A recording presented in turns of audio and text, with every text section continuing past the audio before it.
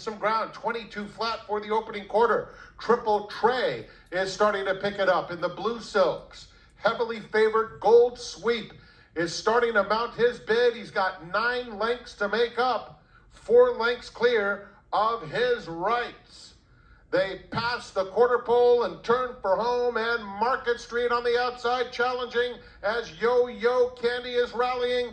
Dickens along the inside. They're a furlong from the finish. Gold Sweep still has plenty of work to do, but he's starting to make up ground alongside Triple Trey. 16th pole, Yo-Yo Candy with a 2.5 length lead, and Yo-Yo Candy has won the Sanford.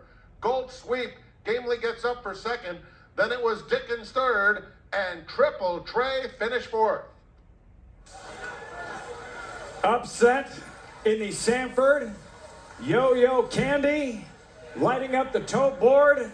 The odds-on heavy favorite, Gold Sweep, compromised at the start, spotting the field. Break poorly to his inside. He immediately takes his position to put him out of position to win the race, to hopefully give himself a better chance.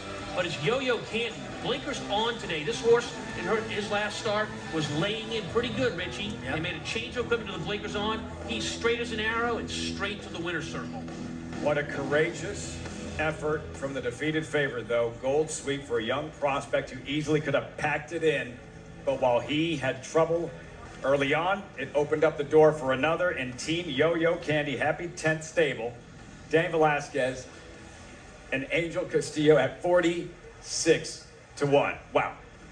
Beaten 10 lengths last time by your favorite, who wound up second today, Gold Sweep, with the added blinkers. And you know what? He was traveling in behind Gold Sweep last time, just didn't have that. He couldn't really ride him down the lane. He was laying in so poorly to start after that one. But, you know, it's just equipment, trainer knowledge, knowing your horse, getting input from the rider that's on his back can make such a difference. And I don't know about you guys, but I'm starting to sense a trend. A grade 1 event earlier today in Italian. We started the show by saying this was the only loss of Manowar's career. Manowar defeated in the Sanford. Forte. And here a 1-5 favorite, Forte, finishing 4th last year, who would have been favored in the Derby. Shocker.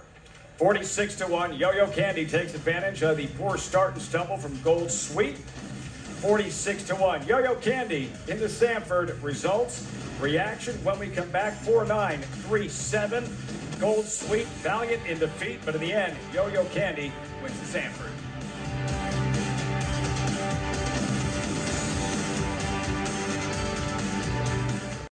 No such thing as a sure thing.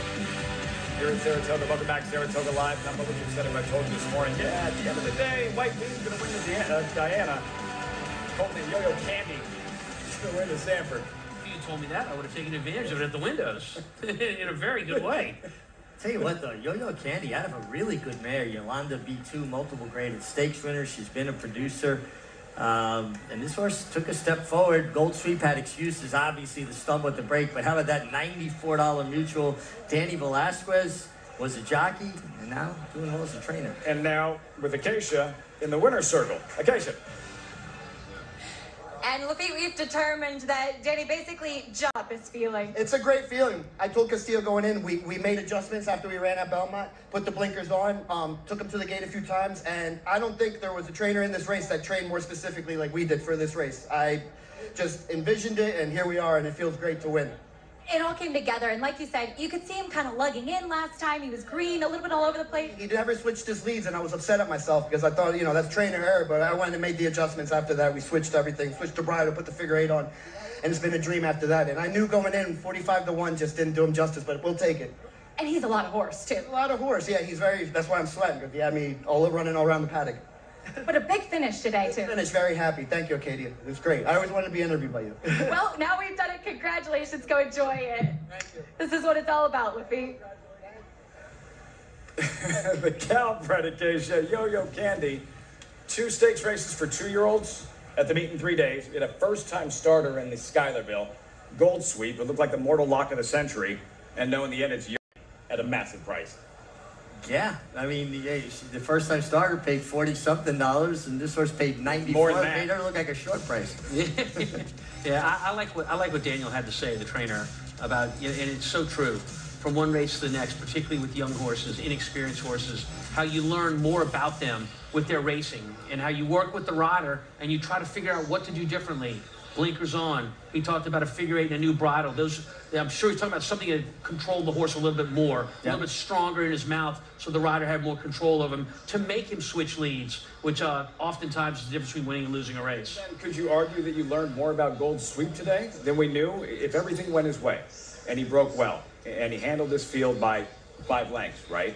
Could you argue that we learned more about him today in a loss based on what he did after that awful start? To me, he gained in stature off of this loss. To even get back in the race and run as well as he did shows that he's a horse that can overcome adversity, has determination. He doesn't need everything his own way. He got everything his own way last time because he was just galloping into position. So that showed his talent. This showed his determination. Yeah.